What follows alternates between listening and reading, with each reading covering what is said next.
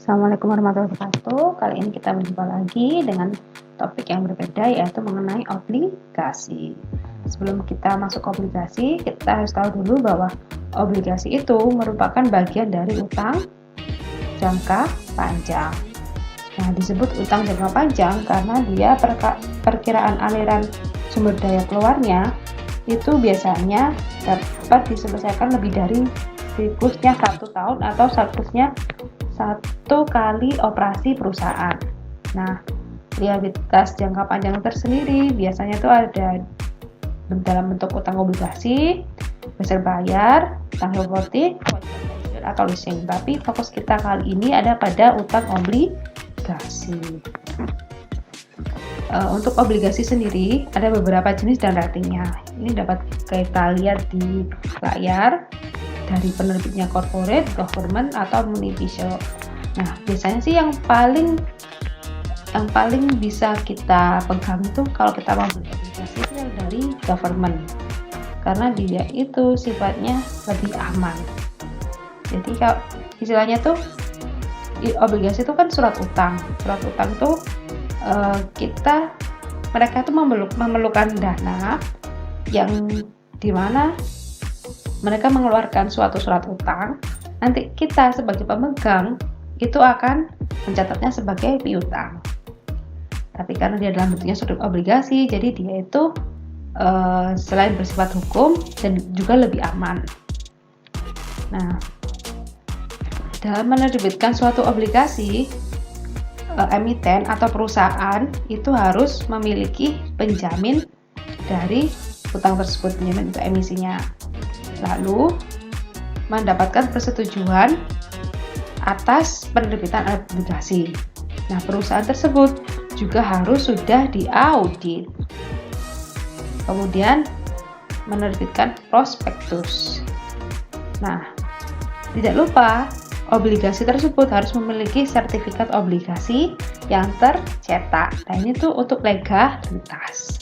Dan beda dengan wesel bayar, biasanya kalau obligasi itu jumlahnya juga akan lebih besar. Untuk menilai obligasi, ada beberapa hal yang perlu kita perhatikan, yaitu mekanisme permintaan dan penawaran. Lalu bagaimana resiko relatifnya, kondisi pasarnya, dan keadaan ekonomi. Nilai obligasi sendiri pada nilai present value atau nilai sekarang untuk arus kas masa depan yang diharapkan biasanya juga terdiri dari bunga dan nominal. Jadi kalau nggak ada bunganya, biasanya orang itu nggak mau beli obligasi. Nah, untuk penilaiannya sendiri ada di obligasi itu biasanya yang perlu kita lihat itu adalah suku nominal atau suku kupon atau suku tercatatnya. Kemudian suku bunga. Suku bunga itu biasanya siapa sih yang ada? Pasar. Yang ada di pasar. Nanti saat melakukan penghitungan obligasi itu biasanya kan ada beban bunga. Kalau kita sebagai penerbit, itu adalah beban bunga yang harus kita keluarkan. Nah, menghitung beban bunganya dapat kita hitung dari nilai suku bunga nominalnya dikali nilai nominal obligasinya. Selain suku bunga, itu juga ada suku bunga pasar.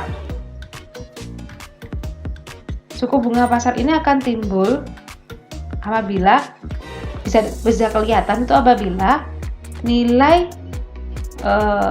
suku bunga pasarnya tuh lebih tinggi atau lebih rendah dari suku bunga nominal. Jadi itu nanti ada selisihnya itu yang bisa kita lihat.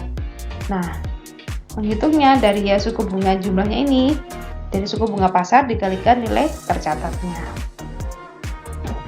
Nah, ini untuk penilaian obligasi.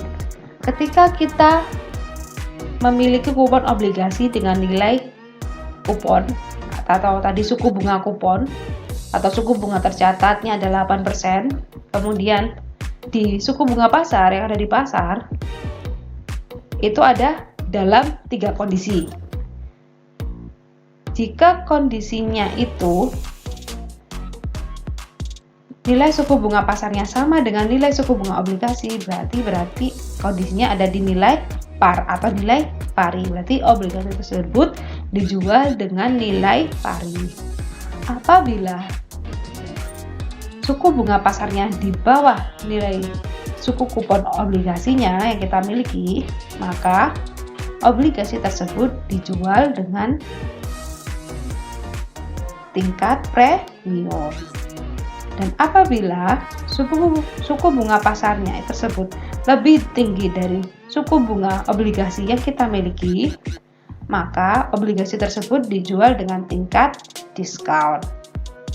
Untuk mempermudahnya, kita coba lihat di contoh soal berikut ini. Di contoh soal, ada penerbitan obligasi senilai 100.000 dolar pada tanggal 1 Januari, jatuh temponya 5 tahun, kuponnya 8%. Kondisinya dijual dengan nilai pari 8%, dijual saat premium 6%, dan dijual dengan diskon 10%. Yang pertama, kita akan menghitung jika nilai suku bunga kupon kita sama dengan nilai suku bunga yang ada di pasar, yaitu 8%. Nah, yang pertama, kita akan menjual saat melakukan penjualan obligasi tersebut. Maka jurnalnya adalah kas di debit. Karena kita menjual obligasi, maka ada kas yang kita peroleh. Lalu obligasi tadi kan surat utang, sama dengan nilai utang, berarti kan ada utang yang bertambah. Utang yang bertambah berarti dia di kredit. Jadi utang obligasinya ada di kredit. Setelah itu, setiap tanggal 31 Desember itu kan kita harus melakukan jurnal penyesuaian untuk mencatat beban bunga yang kita akui. Tadi kan suku bunganya 8% tuh ya. Berarti kan ada 8%, yaitu untuk bunga tadi, dari nilai obligasinya yaitu 100.000, kita harus akui. Karena kita mau akuinya, yaitu beban bunga obligasi pada utang bunga obligasi. Nilainya 8.000, dapatnya dari 100.000 dikali 8%. Setelah itu, di tanggal 1 Januari, kita harus melakukan pembayaran atas bunga obligasi. Utang bunga obligasi tadi yang ada di debit, yang ada di kredit kita debitkan, lalu uangnya kita keluarkan, berarti uang akan berkurang ada di kredit. Jadi utang bunga obligasi di debit pada kas di kredit. Lalu sama seperti sebelumnya, yaitu kita juga harus melakukan penjurnalan penyesuaian di tahun 2013, pembayaran tahun 2014, penyesuaian lagi di tahun 2014 juga, pembayaran lagi di tahun 2015, lalu penyesuaian di tahun 2015 juga. Kemudian pembayaran lagi di 2016 juga, lalu penyesuaian juga, baru nanti di 2017 1 Januari saat kita membayarkan untuk pembayaran bunga obligasi, kita juga harus melakukan pelunasan untuk utang obligasinya. Pelunasannya yaitu utang obligasinya di sebelah debit pada kas, di sebelah kredit, karena ada pelunasan atas utang. Kalau kita melunasi berarti kas kita berkurang. Nah,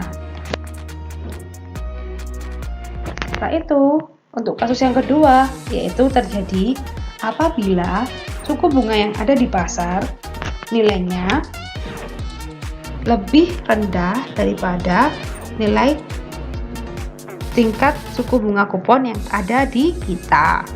Di sini kebetulan obligasi tersebut dijual dengan nilainya yang tadi nilai utangnya yaitu 100.000 dolar, dijualnya dengan nilai 108.000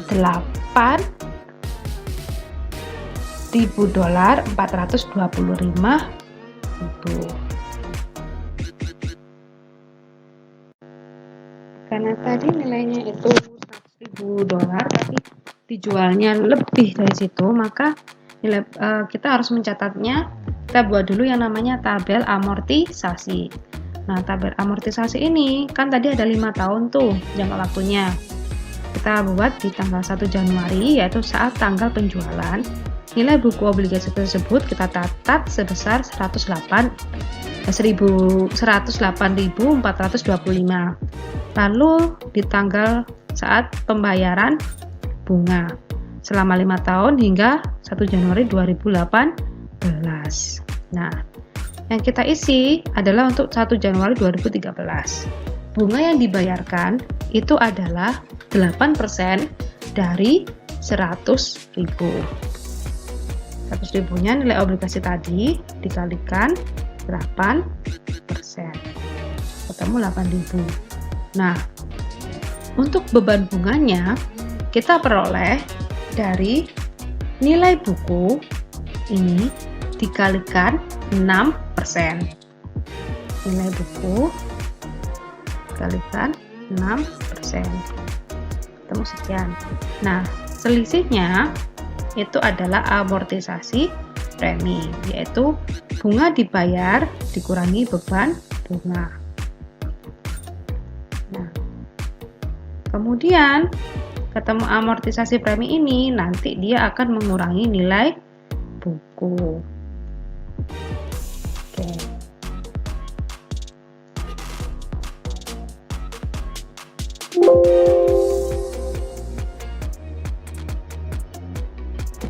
Lanjutkan pencatatannya. Karena nilainya sama, saya copy paste saja. Kemudian untuk beban bunganya kita hitung lagi dari nilai buku. Jadi nilai buku dikalikan 6%. Kemudian kita cari selisihnya lagi. Dari selisih nanti nilai buku dikurangi amortisasi. Lalu kita cari lagi beban bunganya kali 6%. Lalu diamortisasikan, dicari amortisasinya. Lalu nilai buku dikurangi amortisasi sama nilai buku dikalikan 6%. Lalu kita cari amortisasinya. Lalu nilai bukunya dikurangi amortisasi. Kalikan 6%. Lalu amortisasinya. Nah,